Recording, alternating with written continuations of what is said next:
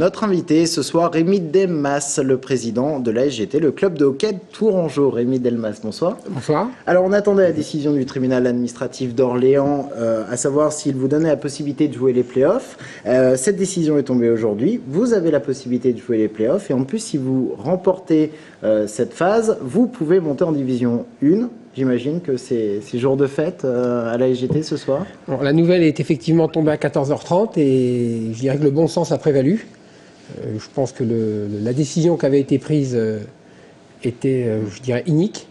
Et ça avait été à juste titre souligné par le CNOSF, devant lequel nous étions allés en conciliation au mois de septembre. Je n'ai pas exactement le texte en mémoire, mais je crois qu'il y avait antisportif, disproportionné, enfin bon, un certain nombre d'adjectifs pour qualifier la décision de la fédération, qui n'a pas voulu entendre cette conciliation, et d'où le tribunal administratif. On est quand même allé de rebondissement en rebondissement. Au début, vous êtes rétrogradé en division 3, vous obtenez la montée en division 2. Là, vous n'aviez pas le droit de jouer les playoffs. Finalement, vous obtenez ça. Et en plus, vous obtenez même 1 000 € de dommages et intérêts de la part de la fédération. Comment est-ce que vous interprétez cette condamnation de la fédération ? Je dirais, ce qui est dommage, c'est que c'est beaucoup de temps, beaucoup d'énergie et beaucoup d'argent, parce que les avocats, ça coûte cher. Mais bon, je dirais que le but que nous cherchons est atteint. Maintenant, je pense que c'est très symbolique. On ne peut pas faire n'importe quoi. Cette décision n'était pas acceptable en l'état. Encore une fois, le CNOSF l'avait dit à titre entre guillemets amical au cours de cette conciliation. Bon, la fédération n'a pas voulu entendre raison. Je pense que maintenant c'est fait, mais par une instance un peu tard juridique. peut-être, non? Non, juste avant les playoffs, le premier match c'est samedi, je crois. Oui, tout à fait. Oui. Le match aller est samedi, mais il faut quand même voir que le tribunal administratif a jugé sur le fond. Alors que normalement, ça prend plusieurs années, donc ce qui veut dire que cette décision était d'importance et méritait d'être prise. Alors, si tout va bien l'an prochain, vous montez en division 1. À part les équipes que vous allez rencontrer, il n'y aura plus aucun empêchement. Ça y est, c'est fini les ennuis. Normalement, il ne devrait pas y en avoir, puisque l'engagement outre que nous avions était financier, qui était de combler un tiers du déficit du club, c'est-à-dire alors, où est-ce qu'on en est justement aujourd'hui ? Environ 42-43 000 €, et cette part du déficit sera comblée.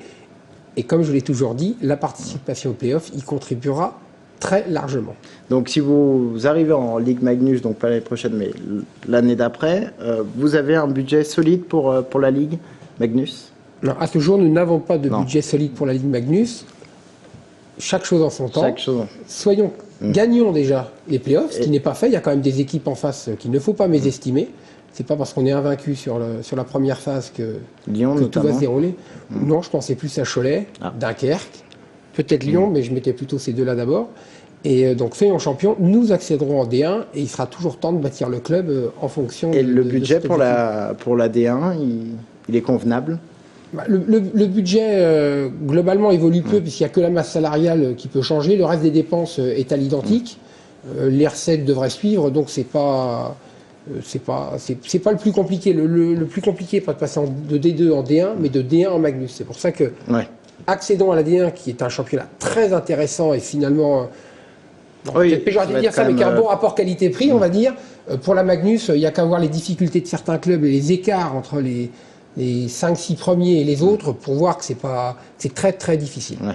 Alors là l'objectif, on l'a compris, c'est la remontée. L'an prochain, si vous êtes en D1, c'est de quoi ? C'est de vous maintenir en D1 ? C'est de passer directement en Ligue Magnus ?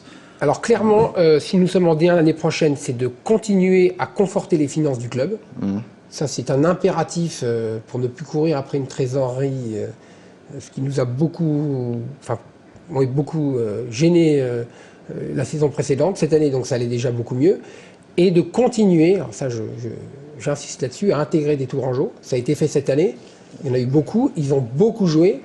Et je ne doute pas que certains auront le niveau de jouer en D1 et peut-être plus dans un futur proche. Quel est l'avenir de Rémi Delmas à la SGT ? L'an prochain, dans 2 ans ? Ce qui est clair, c'est qu'il y a des élections au mois de juin de cette année, puisque dans les sports de glace, les élections sont tous les 4 ans, les années des Jeux Olympiques d'hiver. Donc une élection aura lieu au mois de juin. Donc on va voir ce qui peut être fait, puisqu'il faut quand même concilier les intérêts du majeur et du mineur, nous formons une grande famille, on a toujours tendance à vouloir opposer les deux, ce n'est pas vrai.